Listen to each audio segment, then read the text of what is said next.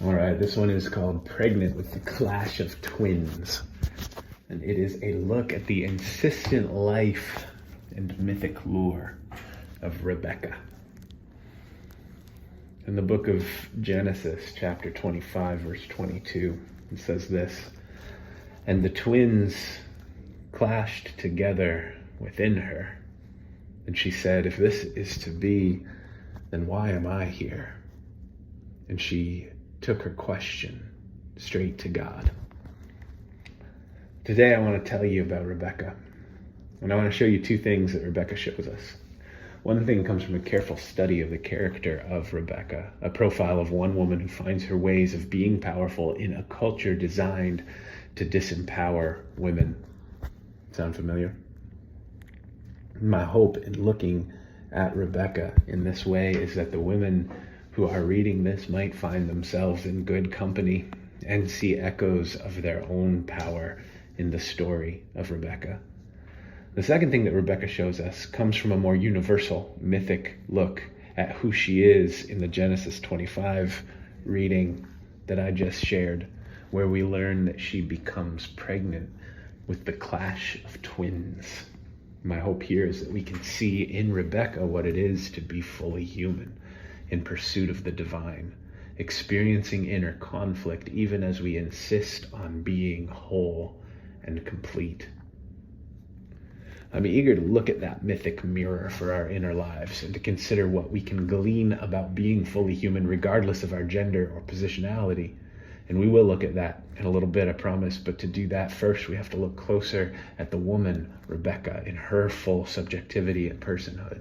Because we live in a culture, one built on a continuous string of cultures that suppresses the agency and personhood of women, one that minimizes the labor and livelihood of women. And all the more so for women of color, women with black and brown skin, especially in my Western context. But across cultures in our world today and throughout much of recorded history, it is the norm for men to dominate the women in their lives. Sometimes they do this directly with actions and words that demean, ridicule, or belittle their wives and girlfriends, sisters, and mothers, and it often shows up in seemingly small interactions. Last week, on the ferry ride home to Maine from a visit in Nova Scotia, as we were lining up to return to our vehicles, I overheard one man as he looked around confused. He said, "Well, where'd she go? I lost my wife." And another man nearby called out, "If you're lucky, you won't find her." And they both had a chuckle. And I know that the second guy was trying to be funny, because I too have been in situations where I've resorted to lazy humor out of an effort to be clever. But cleverness is always hiding something, and those small barbs of attempted humor take a toll. And I was there carrying my daughter in my arms with my wife at my side, and I am an articulate and charismatic person, but I kept silent. I didn't say anything to challenge that microaggression of misogyny. Sometimes we do it directly, but sometimes we do it indirectly, like I did. Not with actions and words, but with silence. Or by privileging the work and voices of men, by centering men's histories, by giving more benefit of the doubt to sons than we do to daughters, by using the ideas of women without acknowledging the source of those ideas. So this is a good place to acknowledge here that I couldn't do the work I do in the world, let alone write this reflection, without the partnership of my wife, Emma. She and I talked about Rebekah being pregnant with the clash of twins for much of our drive home after that ferry ride. And she shared with me her experience as a woman and as a mother of feeling her personhood consistently subsumed into the roles she plays rather than the whole and complete person she is. And I know she's not alone. Paying attention to her experience and to my own mothers and my sisters and my nieces, and more anticipating the culture that my daughter will continue to face in this world as she grows, I am indebted to the illumination inherent to the lived experiences of the powerful women in my life. A woman in her power is a powerful thing indeed. And perhaps just as powerful in its correlation is a community that sees and calls forth the strength, creativity, beauty, and full personhood of women. This doesn't mean that every woman is a paragon of perfect love and power well used, but it does say something about how important it is in a culture that selectively uses and oppresses women to counter that culture by heeding the experiences of women as a deep source of wisdom that points us all closer to what it means to be fully human. That's wisdom that is worth heeding, and a practice worth practicing, regardless of your gender. So we turn to the story of Rebekah, with our eyes open to who she is, not just reduced to whose mother or wife she becomes, but who she is in her individuality as a divine subject. We first encounter Rebekah on her own at a well, collecting water for her household. The Bible tells us that she's beautiful and shows us in the storytelling action that she's powerful, spirited, and energetic. We meet her because Abraham has sent off the chief steward of his household, a man named Eliezer, on a journey to Abraham's homeland to find a wife for his son Isaac. Eliezer gathers supplies and companions for the journey, including a bunch of camels to help them cross a long stretch of desert. So they all land in Rebekah's backyard, thirsty. Eliezer asks God to show him who he should pursue to complete his mission of finding a bride for Isaac. And he makes a plan. "O Lord, God of my master Abraham," he prays, "if you are going to grant success to the journey on which I come, here, I'm poised by this spring of water. And let it be that the young woman who comes out to draw water, to whom I say, 'Let me drink a bit of water from your jug,' and she says to me, 'Drink, and for your camels too I shall draw water,' she is the wife that the Lord has marked for my master's son." And that's what happens when Rebekah arrives on scene. She makes that offer to Eliezer. And the story kind of glosses over this part if you read it in Genesis 24. But with one jug, she fills a trough for 10 thirsty camels. One thirsty camel can drink 30 to 50 gallons of water. If you do the math, even conservatively, Rebekah is hauling over a ton of water from that spring, one jugful at a time. Like over an actual ton. Hercules, move over. We are meant to walk away from this encounter with our jaws dropped open, noting the incredible energy, strength, power, and perseverance of this young woman. Eliezer notices and gives Rebekah gifts that tells her why he's here, and he asks her who her father is, and when she responds, she tells him who her grandmother is. And then she runs to her mother's household to tell her family about Eliezer's proposal. Rebekah tracks her lineage and makes her home according to the women who precede her, which is a contrast to the ways of Abraham's household, though this matrilineal tracking by Rebekah plants a seed of precedent that carries through in key moments in the Bible, where the power and ingenuity of women will break through the dull throb of patriarchy that dominates so much of the biblical narrative.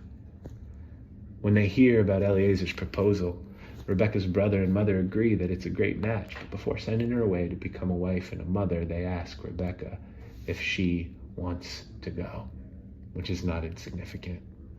She says yes, she's willing, and her mother's household blesses her directly. Our sister become hence myriads teeming, and so blessed, she heads out. As she nears the land of her betrothed, she sees a man in the distance sauntering in a field and asks Eliezer, "Who's that man?" The cinematography of this scene comes right out of a dramatic romance. Isaac sees her in the distance too, and they meet in the field, and something seems to spark between them.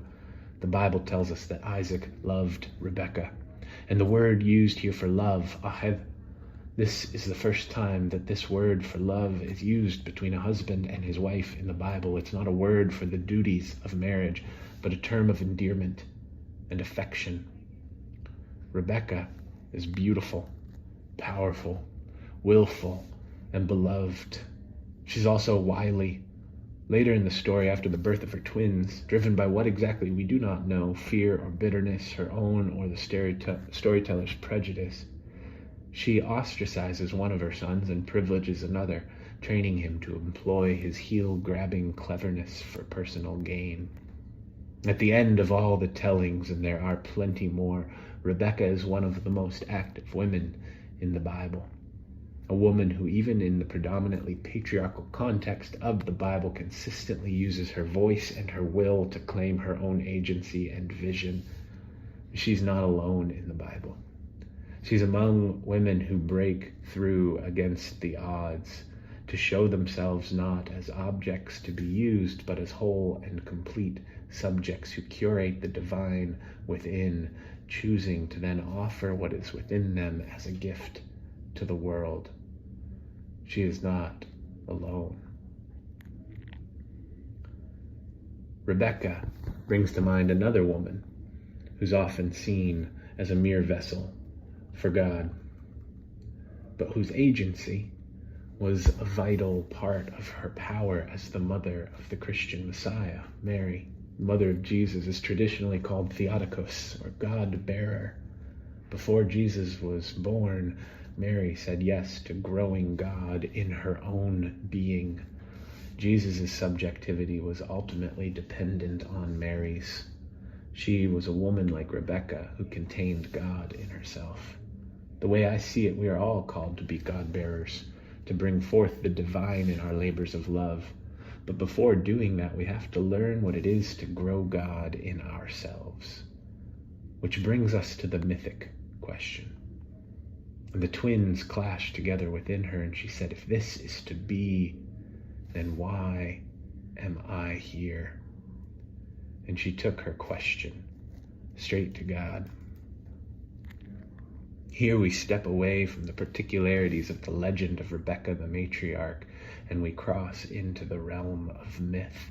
With mythic consciousness, we can see Rebekah's experience as a mirror of our own. We can hear her question as an echo of our own. We approach God with her prophetic boldness and expect, as she does, a direct answer from God, needing no intermediary. In mythic literature, twins are often understood as two parts to oneself. There's a book by the mythologist and Christian rascal Martin Shaw called Courting the Wild Twin. In it, Shaw looks at two Scandinavian folk tales that explore the ways we often live our lives, privileging the impulse to conform to the cultural demands of good behavior and decorum, thereby exiling and repressing the wild and creative impulses that might cause trouble for ourselves and for the dominant culture. In Courting the Wild Twin, Shaw considers what is needed to become more fully human, whole and complete. Becoming fully human is about integrating the wild and the good within ourselves, rather than neglecting one or the other. And since it's often our wild twin that is neglected, that's the one that most often needs to be brought back into the conversation of our becoming. There's a lot to explore in that conversation. That's the very stuff of spiritual formation, of the life of a good and active faith of becoming. There's more there than any of us will ever finish exploring. But from Rebekah, we could learn to see ourselves as whole and complete, even as we are in the painful, confounding, often conflicting process of self-integration. Rebekah asks her question as the twins clash within her, and the question she asks is not an easy one to translate from the Hebrew to English, but it goes something like this, ending with a sort of wide-open linguistic ellipsis. If this is, then why am I? And I suppose you could read that as a question of doubt and uncertainty, but I don't. I read it as a proclamation and reclamation of agency in the midst of pain and struggle. Rebekah's favored son, Jacob, will become known as the God wrestler, the one who pins God down and demands a blessing. And just where do we think that he might have learned to do that? From Mama, obviously. Rebekah corners God with her question. It's not rhetorical. She makes a bold acknowledgement of her circumstances and lived experience. If this is to be so, if it's going to be this way, since this is how it is, then why am I here? Why am I here? A question that rings and resounds in our hearts. In asking it, Rebekah answers it. We're certainly not here to shy away from the clash of twins within us, or from the presence of the divine within that clash, or from our own chaotic and ordered longing for God's creative spirit to move through us. You are here to see yourself as the one who carries the potential for wholeness, what the Bible calls shalom, an active and courageous inner peace that you can choose to extend outward. Listen, if your head grows too large with the thought of this now, then tomorrow you can turn back toward humility. But today, I ask you to consider this. What if the divine was at work within you? What if you contain the powerful presence of God? No matter how anyone else might see you or treat you, understand you or misunderstand you, what if you and all your struggles and pain and possibility are God entering this world? If that were so, how might you live today?